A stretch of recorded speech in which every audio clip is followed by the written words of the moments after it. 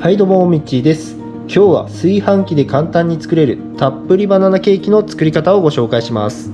バナナを限界まで使ったレシピとなってますので、ぜひ最後までご視聴お願いします。それでは早速作っていきましょう。材料はこちら。バナナ1房、強力粉 100g、卵3個、砂糖 150g、牛乳 200cc、バター 30g、バニラエッセンス5振りです。まずバナナを準備します。バナナの皮を剥いて用意してください。バナナを潰します。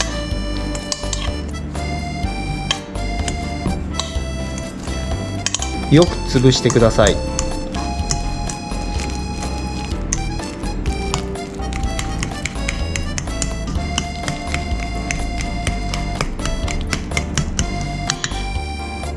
こんな感じで OK です。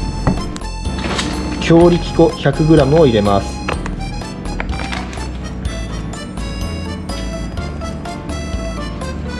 卵3個を入れます。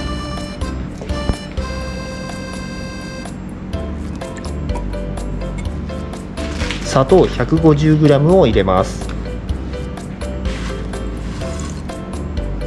牛乳 200cc を入れます。バニラエッセンス5振り入れたら混ぜます。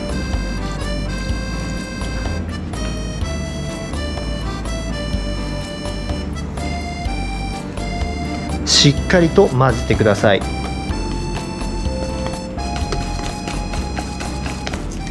こんな感じで OK です。次に炊飯器を用意します。釜にバター 30g をまんべんなく塗ります。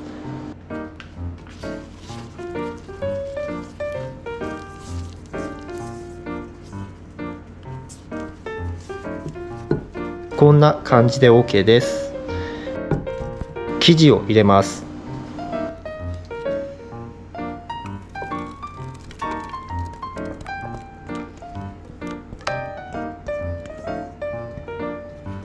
あとは炊飯をして待ちます。一度の炊飯だと生焼きになるため2度焼く必要があります。炊けた直後はスイッチが反応しないので一度取り出し5分待ちます。5分経ったら戻して炊飯を押します。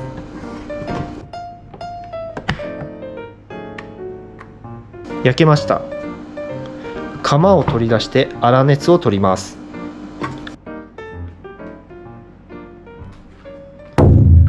粗熱が取れました。冷ましすぎるとバターが固まって取り出しづらくなるので、粗熱が取れたら素早く取り出しましょう。いい感じに仕上がってます。冷蔵庫で一度冷やします。冷えました。8等分にカットします。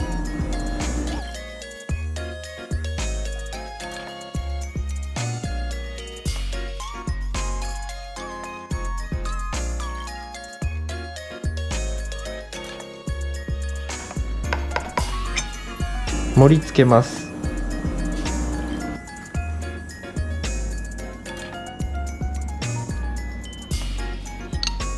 ミントを飾って完成です。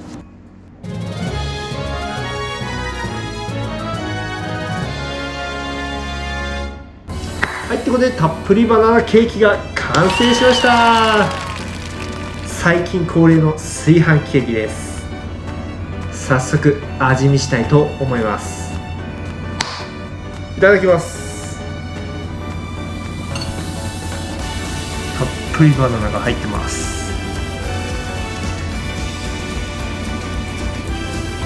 濃厚。めっちゃバナナです。今回バナナをね、一房丸ごと入れちゃったんで、めっちゃ贅沢です。いや、うまいね、これね。バナナケーキの保存方法なんですが、冷蔵庫で5日、またはラップで小分けにして冷凍庫で1ヶ月ほど持ちます。